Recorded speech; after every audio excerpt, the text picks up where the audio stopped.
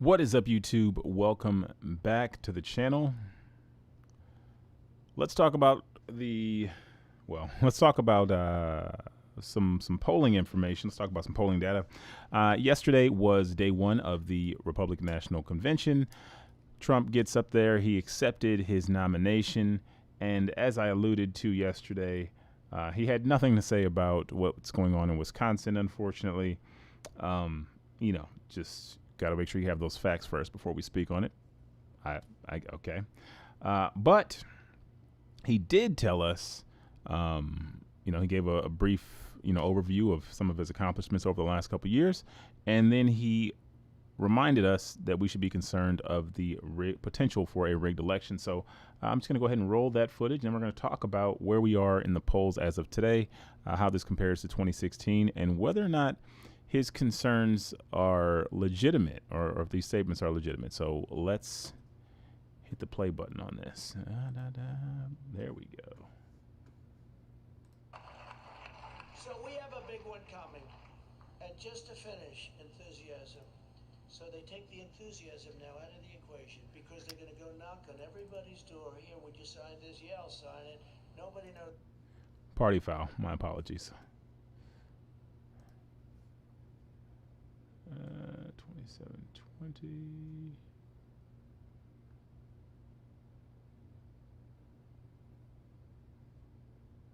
Okay. Let's try this again.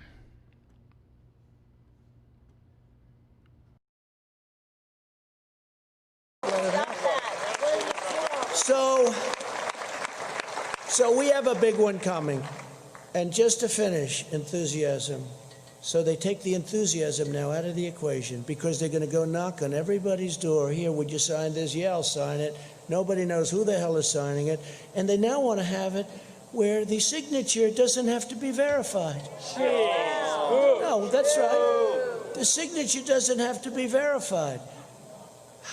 And then they're going to play the game that we're not patriotic. Right. Yeah. What they're doing is using COVID to steal an election. Right. They're using COVID to defraud the American people, all of our people, of a fair and free election.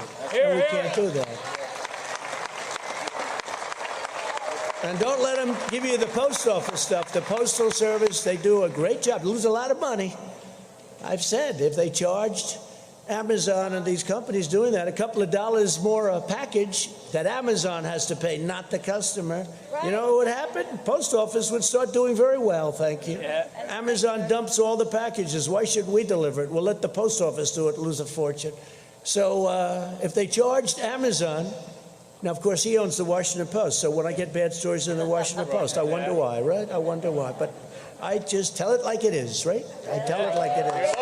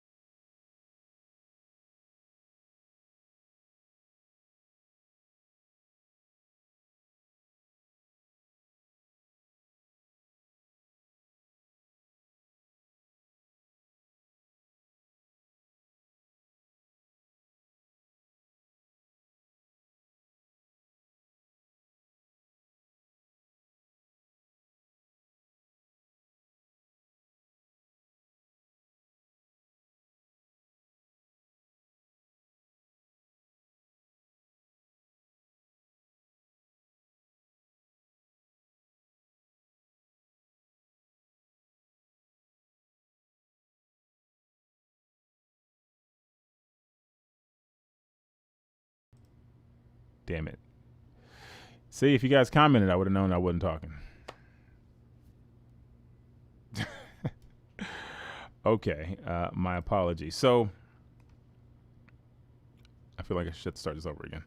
Um, Trump spoke.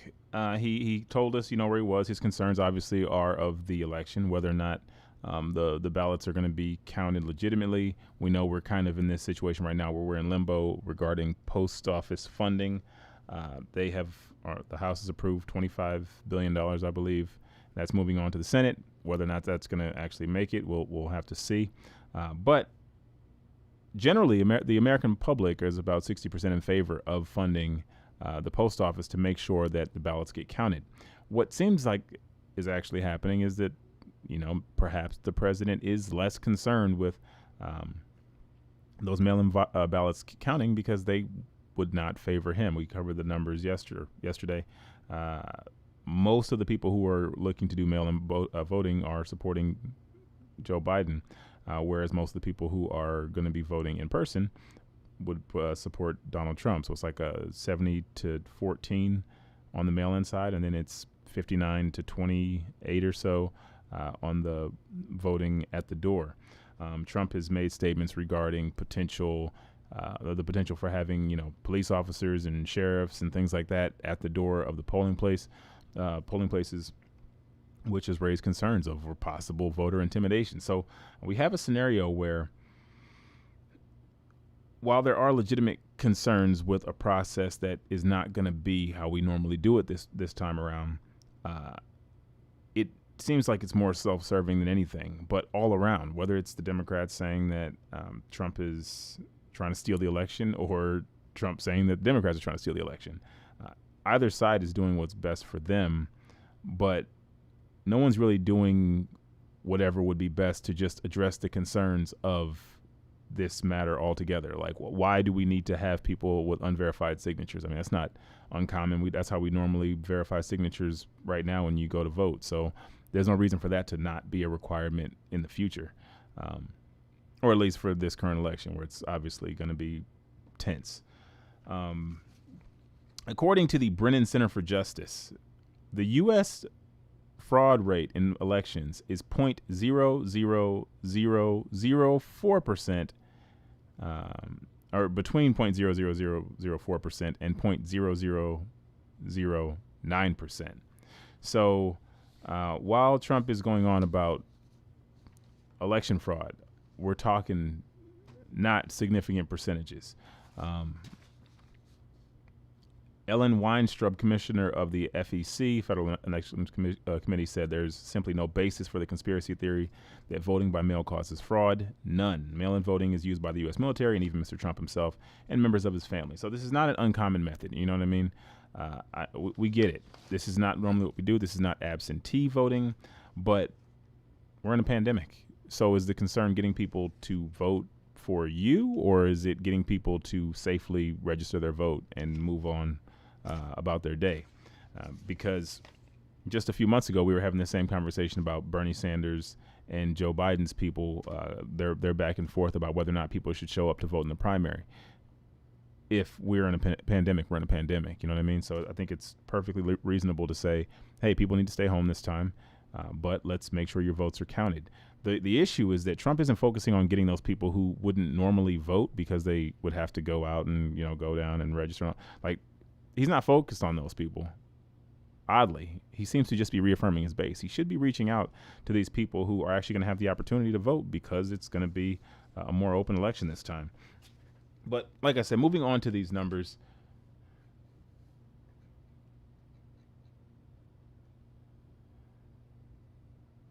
So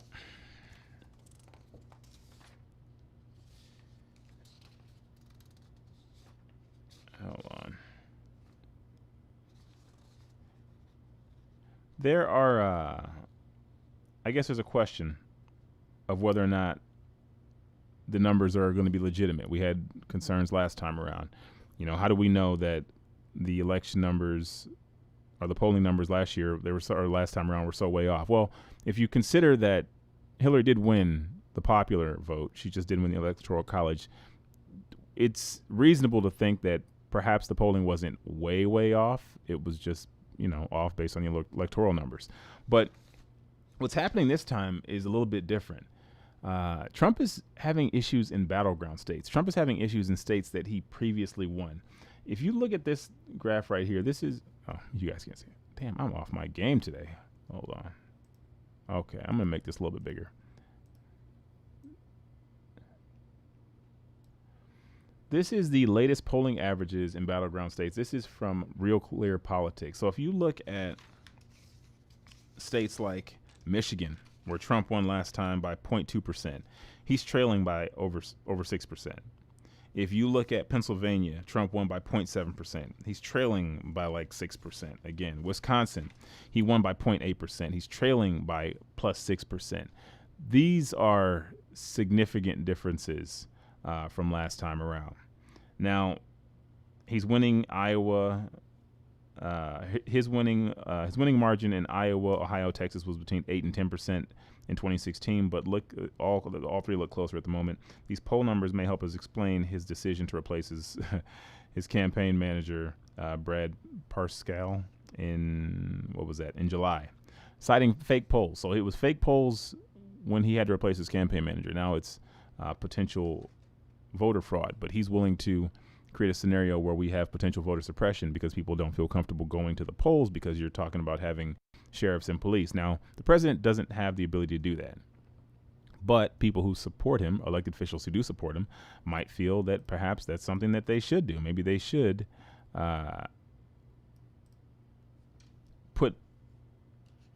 be mobilizing police officers. They should be mobilizing law enforcement to kind of do his bidding. And this is what I meant when I said yesterday, I just want a statement. I just want him to speak. He can lead by simply saying his opinion or saying or asking for people to do something. He doesn't have to actually say, well, this is what change I want to make. Obviously, he can't make that change. But suggestions can be made. Support for his approach regarding the pandemic peaked in mid-March after he declared a national emergency. He made $50 billion available to states to stop the spread of the virus. At this point, 55% of the Americans approved his actions, according from Ipsos. But from there, any support he had disappeared. While Republicans continue to back their president, he's failed to really bring on any new supporters.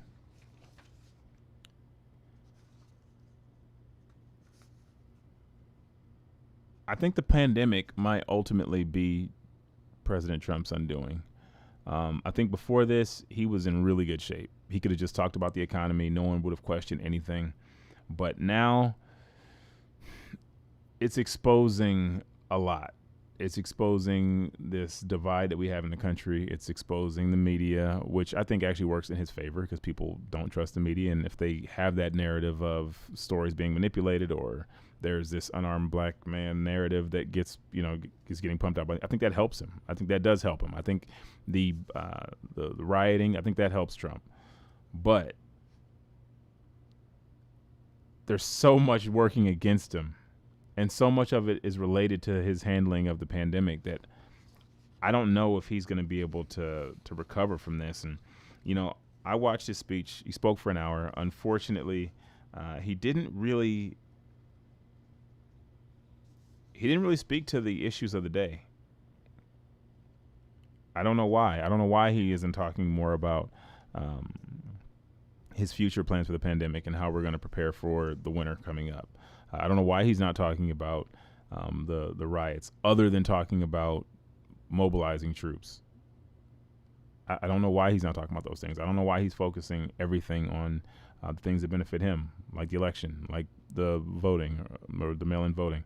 This is all he's talking about. And even today, or 48 hours in, he's not talking about anything. If you check his Twitter, still nothing. I think he's talking about the post office this morning again.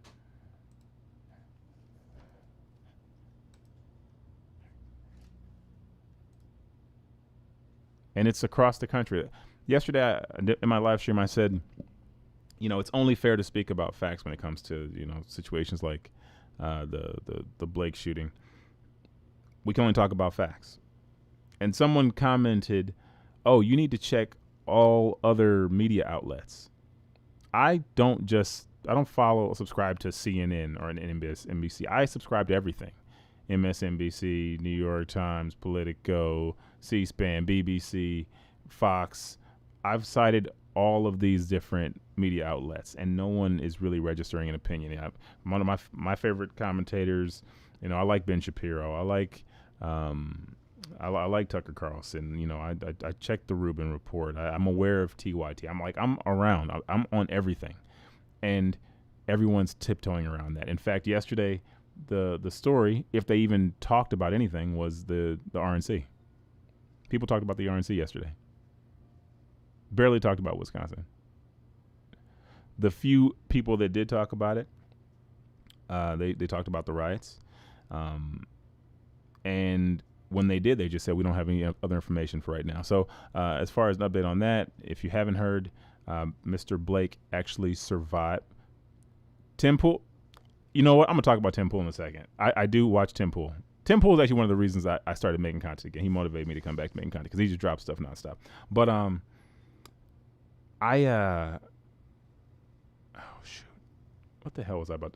I lost my train of thought. Well, let's talk about Tim Pool real quick. So I do like Tim Pool, but I'm starting to get annoyed with him because he likes to go down this whole anarchy route. Everything that he talks about is anarchy. Maybe I discovered him at a particular point where he wasn't talking about it, because now that's all he talks about every single day. He's always talking about the unrest in the streets, and this is the moment when everything turns. Like, I think he's a credible guy. I think he's done a lot in his career outside of YouTube. I think he used to work for, I can't think, one of those, was it? I can't think of the name, but he used to work for some news outlet. Like, he's a good person. Like, he knows his stuff, but he's not perpetuating a narrative that I'm really comfortable with right now. I don't know what his intentions are, but all he's doing is this whole fear-mongering thing. He's not doing it the way the media does it and says that Trump is trying to steal something or they're trying to. He's more like, they're taking your rights away. The protesters are coming for you. Your government has lost control. I'm not really feeling that. But yeah, I follow Tim Pool. I do follow Tim Pool. But once again, no real opinion on the humanity of the situation, because that's really what the point of my video was. I really wish I didn't make that video so long yesterday. I wish I had made like a 6-minute video and just talked about the humanity, because I think that was lost because I talked for so long. But there's no humanity in this. It's just, oh, well, the facts are that we don't have the facts yet. And then when the facts come out, well, there was a scuffle before and he didn't respond appropriately. Okay, I get it. Sure. I agree. I told you guys yesterday, once he reached in the car, he was getting shot, obviously. And I totally understand that. I just don't like that is the logical chain in which events happen. Why is it that whenever you see people arguing with a police officer, your mind is like, I should take out my camera just in case? Like, you do that because it's a possibility that something really might happen. You don't want it to. You hope it doesn't, but there's a possibility. And, I mean, obviously some people have been right. They have been, though. There's a lot of videos, evidence going to neighborhoods demanding things. Wait. They have been, though. There's a lot of video evidence of them going to neighborhoods demanding things. The problem with Tim is he doesn't play video evidence for what he's talking about. I don't disagree with I don't disagree with him, the stories that he's reporting. I don't dispute he's reporting valid stories.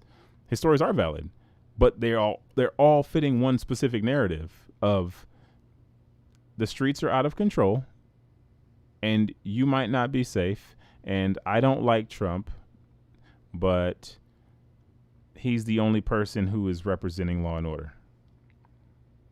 Like, I understand I don't want to vote for Joe Biden because I don't think he's going to change anything. I get that. I understand that I don't like Joe Biden because of everything he's done in his past. There's legitimate reasons not to vote for Joe Biden. I'm okay just sticking to those. Yeah, he is concerned. Yeah, I think his last video, he's telling people to evacuate the cities. Like, okay. Sure. But what's the solution? What are his solutions? again, I liked him. I'm not saying I don't like him. I literally checked his video this morning. I think the first video I watched this morning was a Tim Pool video. I think he was talking about the next day of riots in Wisconsin.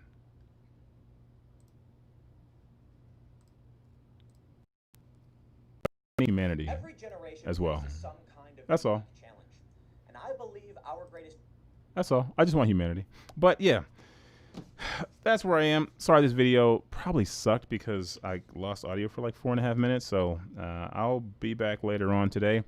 Give me some topics. I've been checking the news. I saw the only things that I really see they're popping today are cocaine convention, which I don't even understand what that means.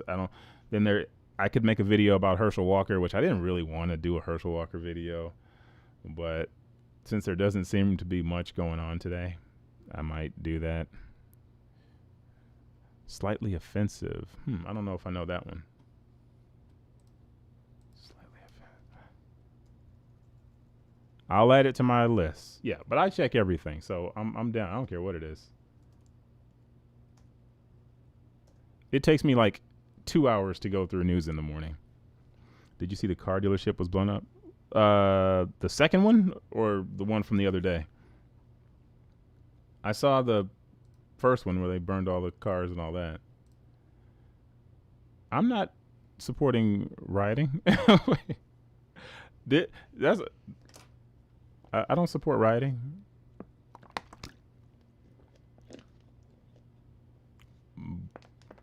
I just want some type of change where the procedures that the police use are different is all. Because like I said, I mean, they're doing what they've been trained to do. They're following their orders. They're told to, hey, if somebody does this, this is when you have to do that. All right. But that's just not right. I've seen this guy before. I don't know why I'm not subscribed to the channel. Okay. All right. I'm with it. But yeah. This video's terrible. He went through it. It looked like Iraq car bomber. Right. But what's the point of that story? And again, I'm not trying to disparage his intentions. I'm just saying, what are his intentions? Are his intentions to ask the government to do something? Are his intentions to strike fear in the hearts of people who follow him? Like, what are his intentions is what I'm asking. Because that matters. You know what I mean? It's like when the Democrats are talking about voter fraud, what are your intentions? Are you just trying to warn me about a real concern, or are you just trying to get votes for your guy? He was on Crowder live streaming from the dealership. He was there? Oh, I didn't see that. Okay. I didn't see that. All right, well. All right, man. Like I said, I'll be back.